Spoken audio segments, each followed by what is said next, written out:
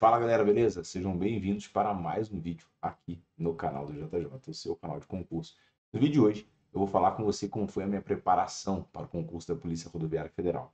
Teve erros, teve acertos, teve muita sorte também, mas eu quero te contar como eu fiz ali, estudando, trabalhando, cuidando de filho, ajudando em casa, enfim, a minha rotina de um cidadão normal ali, pessoa que trabalhava, estudava, cuidava da casa, ajudava, enfim uma pessoa normal igual você que está me vendo. Então vamos lá, se você não me conhece, meu nome é Jonathan Jorge, sou professor, especialista em preparação para concurso e eu posso te ajudar a ser aprovado no seu próximo concurso, beleza?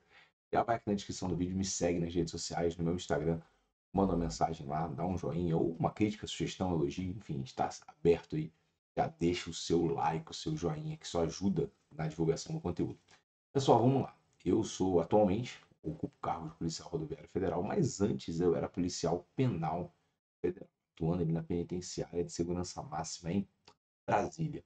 E se você não me conhece, você sabe que eu venho de outra carreira, eu fui fuzileiro, eu trabalhei como policial penal também e no estado, né? Trabalhei um tempo no governo do estado do Rio, enfim, tem uma passagem longa aí na atividade. Trabalhei como agente socioeducativo, já passei em vários cargos públicos aí nesses meus 15 anos de serviço público. Então, o que que eu quero falar para você hoje? Te explicar como eu estava nesse período da minha vida e como eu fiz para conciliar trabalho e estudo, beleza? Eu, como vocês sabem, eu sou professor, dou aula em curso presencial, dou aula em alguns cursos presenciais. E aí, em 2020, eu estava ali já saturado da atividade de custódia pelo estresse da atividade, o risco, né? Toda semana chegava um salve que o PCC ia executar servidor e aquela rotina ali, não por mim, mas pelos meus filhos, né? Aquilo começou a me estressar muito, viver aquela rotina ali, eu comecei a ficar muito pilhado. Você sai de casa naquela pilha, tive alguns colegas executados, então eu falei, cara, tá na hora de eu estudar. Então não tinha um problema. Eu tinha 3 filhos, a minha esposa está no terceiro filho. O meu filho do meio é autista, então a gente tinha aquele trabalho dele, por ele ser especial, a gente tem as terapias, o tratamento dele, que é a nossa prioridade. Tinha as aulas, eu dava aula presencial, dava aula online, as mentorias, então estava muito corrido. E aí eu tive que fazer uma coisa que eu recomendo. Seja sincero com você mesmo. Eu sentei e analisei o que, que eu posso deixar de fazer. Eu não podia deixar de dar aula, porque os gastos eram muitos. Eu não podia deixar de trabalhar no plantão, porque aqui o plantão era excelente para mim, porque me dava 3 dias para fazer outras coisas, cuidar dos meus filhos, trabalhar com outras atividades, então eu ficava com o meu tempo muito engessado. E aí eu saía para dar aula de manhã, dava aula manhã, tarde e às vezes à noite. Então eu chegava em casa por volta das 10, 11 horas moído. E aí o que, que eu fiz? Eu fui sincero comigo mesmo. Olha, eu quero passar no concurso da Polícia Rodoviária Federal, eu quero conquistar essa vaga, sendo que eu tenho quanto tempo para estudar? Eu descobri que eu tinha das 5 da manhã até as 9 horas. Por que 9 horas? 9 horas era a hora que meu filho, Conrado, acordava. E aí o Conrado acordava daquele jeito. O Benício, mais velho, né? Ele entendia e, assim, na medida do possível, eu conseguia estudar com o Benício acordado. Mas com o Conrado, e até hoje é muito difícil, porque ele não entende o não, não posso. E eu acabo priorizando ficar com ele. E a Antonella, minha bebezinha, estava na barriga ainda. Eu estava grávida. Então foi um período ali que eu tive que escolher. E eu tinha 3 horas por dia, se eu de 3 a 4. Quanto mais cedo eu acordasse, mais tempo eu tinha para estudar. Então eu tinha que acordar muito cedo para poder conseguir estudar. Então eu ficava ali entre 3 a 2 horas. Quando eu não tinha aula à noite, eu conseguia descansar mais. Eu conseguia acordar às 5 e ir até às 9. Mas eu só tinha esse horário, de 5 da manhã às 9. E eu aproveitava esse horário.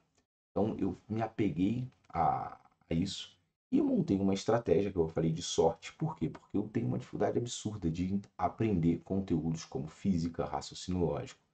Então eu tenho essa dificuldade.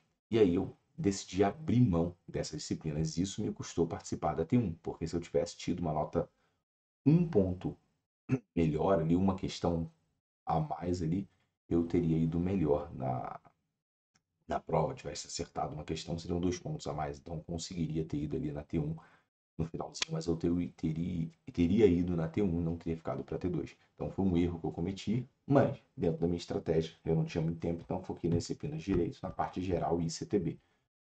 Isso surtiu efeito, eu fui muito bem em CTB e as áreas de direito, fiz a nota mínima ali na parte geral e consegui ser aprovado ali na T2.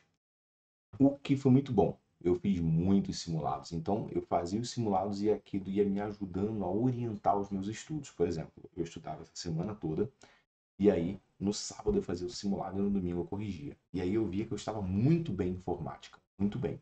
Pô, estava fechando as questões de informática, então eu estudava informática 3 vezes na semana, eu reduzia para 2 ali para continuar e melhorar uma matéria que eu estava ruim, por exemplo, Contran. Contran eu estava muito ruim. E aí eu fui aumentando a carga e fui fazendo isso, regulando. Eu fiz 10 simulados. 5 do projeto Caveira e 5 do projeto Missão. Nunca tirei uma nota maior que 60. Na prova eu consegui tirar uma nota muito boa para em relação aos simulados, tanto é que eu fui aprovado. Então eu vim ali, evoluindo ali. Na hora da prova eu não fui muito bem na discursiva, eu me embolei na análise do tema da discursiva ali, isso me penalizou também, porque se eu tivesse tirado uma nota um pouco melhor, eu tinha ficado bem melhor classificado. Mas aquela prova ali me dificultou, então eu negligenciei também, além de física e a parte raciológica, eu negligenciei o conteúdo ali de discursiva. Deixei de fazer redação nos simulados só, e tinha simulado que nem redação eu fazia, então eu focava só na parte objetiva porque eu não tinha muito tempo, né? Às vezes eu começava a estudar, eu não conseguia estudar mais de 2 matérias por dia.